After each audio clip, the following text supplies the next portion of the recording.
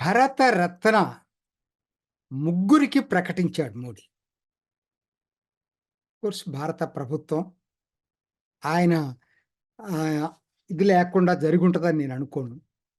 కానీ భారతరత్న నాకెందుకనో ఈ ఈసారి ఇచ్చిన ముగ్గురు కూడా అసలు రియల్‌గా ఎప్పుడో ఇవ్వాల్సిన వాళ్ళు ఖచ్చితంగా అర్హులు. దాంట్లో డౌటే లేదు అసలు ఎటువంటి పరిస్థితుల్లో కూడా. ఎందుకనంటే ముఖ్యంగా అసలు పివి నరసింహారావు తెలుగు బిడ్డని మాట్లాడట్లా నేను. అది కూడా ఉంది, అది వేరే విషయం. అసలు ఒక దశలో వెళ్ళిపోయేటువంటి ఆర్థిక వ్యవస్థని అదే గనక జరిగేటట్టయితే 3%, 4% వృద్ధి రేటుతోటి వెళ్ళేటువంటి ఆర్థిక వ్యవస్థని తిరిగి పట్టాల మీద పెట్టినటువంటి మహామేధావి పివి నరసింహారావు. అది మనం మర్చిపోవద్దు. అది ఏంటి, అసలు అది అంటేనే వ్యతిరేకించేటప్పుడు గ్లోబలైజేషన్ అన్నా, ప్రైవేటైజేషన్ అన్నా, అలానే లైసెన్సులు ఇవ్వకుండా అసలు ఇవ్వటం అంటే అదేదో తప్పులాగా భావించే రోజుల్లో ఏటికి ఎదురీది సంస్కరణలు తీసుకొచ్చినటువంటి వ్యక్తి పివి నరసింహారావు, మహానుభావుడు. సో కాబట్టి అయితే మన తెలుగు బిడ్డ అయినందుకు మనం అందరం గర్వపడదాం. కోర్స్ మనం మర్చిపోలేం ఆయనకు జరిగినటువంటి అవమానాలు 1, 2 కాదు. ముఖ్యంగా చనిపోయిన తర్వాత ఆయన్ని సోనియా గాంధీ కాంగ్రెస్ పార్టీ చేసినటువంటి అవమానం ఎప్పటికీ మర్చిపోలేం. అది అందరికీ తెలిసిందే. కాదు ఇప్పుడు రాజకీయాలు అనవసరం. బట్ అది మాత్రం చాలా అసలు ఎందుకంటే దేశ గతిని మార్చినటువంటి ఫస్ట్ గేమ్ చేంజర్ ఎవరంటే పివి నరసింహారావు ఆ రోజు. సో కాబట్టి అందుకోసం అతనికి ఇవ్వటం ఎంత వాస్తవం మనకు అర్థమవుతోంది. ఎప్పుడో రావలసింది దీనికి. అక్కడ మోడీ యొక్క రాజనీతిజ్ఞత బయటపడింది. ఆయన వేరే పార్టీ కదా అని చెప్పి ఆయన పక్కన పెట్టకపోవటం. ఎందుకు మొన్నిచ్చినప్పుడు కూడా కర్పూరి ఠాకూర్‌కి ఇవ్వటం కూడా చిన్న విషయం కాదు. వేరే పార్టీగా నుంచి అట్లా ఆలోచించలే. అలానే రెండోది చౌదరి చరణ్ సింగ్. చాలామంది అదేదో రాజకీయంగా ఇచ్చాడనుకుంటున్నారు. కాదు. చౌదరి చరణ్ సింగ్ అంటే కిసాన్ రైతు ఉద్యమానికి ప్రేరణ అండి. అది మర్చిపోవద్దండి ఎవరు కూడా. ఎందుకంటే ఆయన జమీందారీ ఉద్యమ వ్యతిరేక రథసారథని ఎంతమందికి తెలుసు? మరి అట్లానే అసలు చూడండి ఆయన చివరి నిమిషం దాకా ఆయన బట్టలు కానీ, ఆయన ఇది కానీ రైతంటే రైతే నిజంగా ఆయన. ఇప్పటికి ఎందుకు మరి అంతమంది ప్రేమిస్తారు? అందరూ అనుకుంటున్నారు జాట్లు అనుకుంటున్నారు. జాట్లు ఒక్కరే కాదండి. చరణ్ సింగ్‌ని ప్రేమించిన వాడు లేడు ఉత్తర భారతంలో. ఓ గొప్ప రైతు, రైతు నాయకుడు అని చెప్పుకోవాల్సొస్తే మొట్టమొదట మనకు గుర్తుకొచ్చే నాయకుడు చరణ్ సింగ్. మరి గ్రామీణ ప్రాంతమే ప్రధానమైనటువంటి ఊపిరితోటి బతుకుతున్న భారత్‌లో రైతాంగానికి సన్మానం చేసినట్టిది చరణ్ సింగ్‌కి కాదు. అది మనం మర్చిపోతున్నాం. మూడోది అసలు ఇవాళ మనకున్నటువంటి ఆహార స్వయం సమృద్ధికి కారకుడు ఎవరన్నా ఉన్నారంటే హరిత విప్లవ పితామహుడు ఎంఎస్ స్వామినాథన్. నిజంగా అసలు తలుచుకుంటేనే ఈ మూడిటిని గురించి ఆలోచించుకుంటే ఎవరు విమర్శించడానికి ఏమి లేదు ఈ మూడిట్లో. అద్భుతంగా వీళ్ళని గుర్తించడం అనేది ఇవాళ లేట్ అయితే కొంతమంది అంటున్నారు లేట్ అయితే లేట్ అయి ఉండొచ్చు. కనీసం ఒకనాట్లాగా పరివారవాదం కాదు. ఏంటి బతికున్నప్పుడే ఇందిరాగాంధీకి, బతికున్నప్పుడే నెహ్రూకి ఇచ్చారు. చనిపోయిన వెంటనే రాజీవ్ గాంధీకి ఇచ్చారు. కానీ మరి వీళ్ళకి ఎన్నాళ్ళు పట్టింది రావటానికి పివి నరసింహారావు చనిపోయిన తర్వాత? సో కాబట్టి ఈ గుత్తాధిపత్యాన్ని బద్దలు కొడుతున్నాడు మోడీ. కర్తవ్య పథ్‌లో నేతాజీ సుభాష్ చంద్రబోస్ విగ్రహం పెట్టి ఇవాళ ఇలా చేసి కర్పూరి ఠాకూర్‌కి భరతరత్న ఇచ్చి, సో ఇవన్నీ కూడా నిజంగా పద్మ అవార్డులు చూడండి ఎంత అద్భుతంగా ఉంటున్నాయో.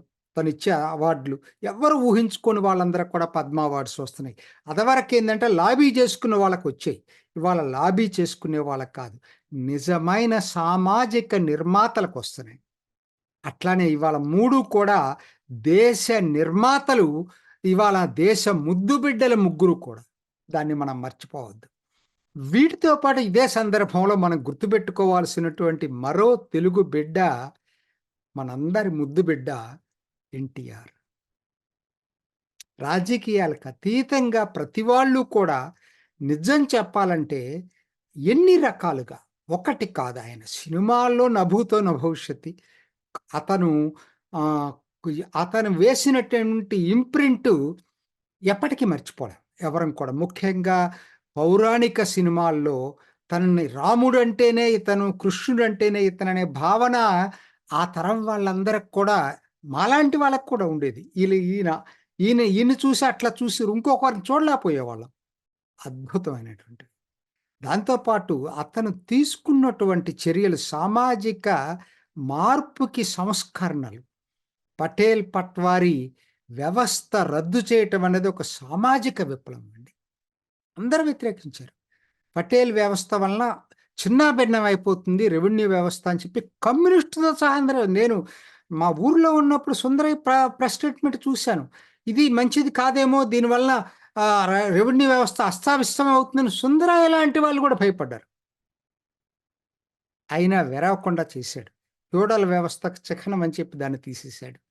అదే టైంలో ప్రజల వద్దకు పాలన వెళ్ళాలి. బ్రిటిష్ వాళ్ళు పెట్టిన తాలూకా వ్యవస్థతోటి ఎక్కడెక్కడికో మైళ్ళ దూరం నడిచి వెళ్ళాల్సి వస్తుంది ప్రజలని చెప్పి మండల వ్యవస్థని క్రియేట్ చేసి ప్రజల వద్దకు పాలన తీసుకొచ్చింది కూడా ఎన్టీఆర్. సంక్షేమ కార్యక్రమాలకి మనకు ఆద్యుడు ఆయనే. అదే దీంతోటి తెలుగు అసలు ఇంకొక రాజకీయంగా ఇంకొక విషయం. అసలు వెనకబడిన వర్గాలకి రాజకీయ అధికారాన్ని చవి చూపించింది ఎన్టీఆర్. సామాజిక న్యాయాన్ని తీసుకొచ్చి పెట్టింది తనే. దాంతో పాటు తెలుగు భాషని, తెలుగోడి గౌరవాన్ని నిలబెట్టింది ఎన్టీఆర్. ఒక్క మాటలో చెప్పాలంటే. దేశ రాజకీయాల్లో కూడా తన ఇంప్రింట్ ఎంతో బ్రహ్మాండమైనటువంటి ఇంప్రింట్ వేశాడు. నేషనల్ ఫ్రంట్ చైర్మన్‌గా. కాంగ్రెసేతర రాజకీయ పార్టీలన్నీ ఒక వేదిక మీదకి తీసుకొచ్చి దానికి చైర్మన్‌గా చేసినటువంటి ఘనత కూడా ఎన్టీఆర్‌కుంది. అంటే నేను మిగతా చోట్ల లేరనను. మోడీకి ఒత్తిడి ఉండొచ్చు. ఎందుకంటే ఇవాళ నిన్న ప్రకటించిన ముగ్గురు కూడా ఒక ప్రాంతానికి సంబంధించిన వాళ్ళు అనలేం. పివి నరసింహారావు తెలుగు రాష్ట్రానికి సంబంధించిన వాళ్ళని అనలేం. ఆయన దేశానికి ప్రధానమంత్రి చేశాడు. చరణ్ సింగ్ దేశానికి ప్రధానమంత్రి చేశాడు. ఎంఎస్ స్వామినాథన్ ఫలాలు దేశ ప్రజలందరూ అనుభవిస్తున్నారు. కాబట్టి వాళ్ళు దేశ నాయకులే. వీళ్ళు ఒక విధంగా ఏందంటే ఎన్టీఆర్ అయినా మిగతా ప్రాంతాల్లో కూడా ఎదురు చూస్తున్నటువంటి వాళ్ళు ప్రధానంగా వాళ్ళ ప్రాంతాల్లో ఎక్కువ కాలం పనిచేసినటువంటి వ్యక్తులు. తప్పను వాళ్ళకి కూడా ఇవ్వాలి. బట్ వీటిని కంపేర్ చేసుకోవాల్సిన పని లేదు. ఎందుకనంటే ఇప్పుడు ఎన్టీఆర్‌ని మనం ఎట్లయితే అడుగుతున్నామో మహారాష్ట్రలో సావర్కర్‌కి ఇవ్వాలనేటువంటిది బాగా బలమైన డిమాండ్ ఉంది. అది మహారాష్ట్రలో ఆయనకంటే అంత అభిమానం ఉంది. అదే టైంలో మీరు తమిళనాడు ఎళ్ళండి. భరతరత్న కావాలని ఒకాయన చాలామందికి ఈ పేరు తెలుగు వాళ్ళకి తెలీదేమో. ముత్తు రామలింగ తేవర్. రామనాథపురం అప్పటి రామనాథపురం జిల్లా. ఆయన అక్కడ కంటిన్యూస్‌గా ఎలక్ట్ అయ్యాడు. ఆయన బతికున్నంత కాలం. ఎమ్మెల్యేగా పోటీ చేసినా, పార్లమెంట్‌గా పోటీ చేసినా రెండిటికి ఎన్నికయ్యేవాడు. Forward Bloc. నేతాజీ సుభాష్ చంద్రబోస్ కాంగ్రెస్‌తో విభేదించి నేతాజీ సుభాష్ చంద్రబోస్ చెంతన చేరిన వ్యక్తి అతను. కానీ ఆ తర్వాత స్వాతంత్ర్యం తర్వాత కూడా దాన్ని తమిళనాడులో ఆ జెండాని రెపరెపలాడించాడు. కానీ దానికోసం అడగట్లేదు భరతరత్న. ఆయన చేసిన పోరాటం బ్రిటిష్ వాళ్ళకి వ్యతిరేకంగా, కాంగ్రెస్‌కు కూడా వ్యతిరేకంగా స్టార్టింగ్‌లో అప్పటికి స్వాతంత్రం రాకముందు ముఖ్యంగా ఒక ట్రైబల్ యాక్ట్ ఒకటుండేది. ఆ క్రిమినల్ ట్రైబల్ యాక్ట్ అని. దాన్ని తీసేసేదాకా ఎన్ని పోరాటాలు చేశాడో, జైలుకెళ్ళాడో, మొత్తం మీద దక్షిణ తమిళనాడులో ఇవాళ జాతీయ భావాలు ఉండటానికి ఒకనాడు బ్రిటిష్ టైంలో నేను అంతకుముందు చేసినట్లుగా మరుదు బ్రదర్సు, రా క రాణి ఇంకొక రాణి పేరు కూడా అప్పుడు ఒక వీడియో చేశాను. ఆ కాలం తర్వాత కట్టబొమ్మన్, ఆ తర్వాత ఇదిగో ఈయన ముత్తురామలింగ తేవర్. సో, ఇలా ప్రతి ప్రాంతంలో ఉన్నారండి. భరత రత్నకి అర్హులు ఎంతోమంది ఉన్నారు. చూద్దాం. ఒక భూమిపుత్రులకి భరతరత్నాలు ఇవ్వటం అనేది మోడీ మొదలుపెట్టాడు.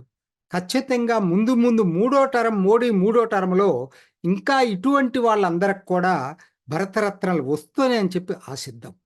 చూసారు కదండి, మరి ఈ వీడియో కనుక మీకు నచ్చినట్లయితే ఒక లైక్ కొట్టేసి మీ అభిప్రాయాన్ని కూడా కామెంట్ బాక్స్లో తెలియజేస్తూ ఇలాంటి ఇంట్రెస్టింగ్ అప్డేట్స్ కోసం మా ఛానల్ని సబ్స్క్రైబ్ చేసుకోండి.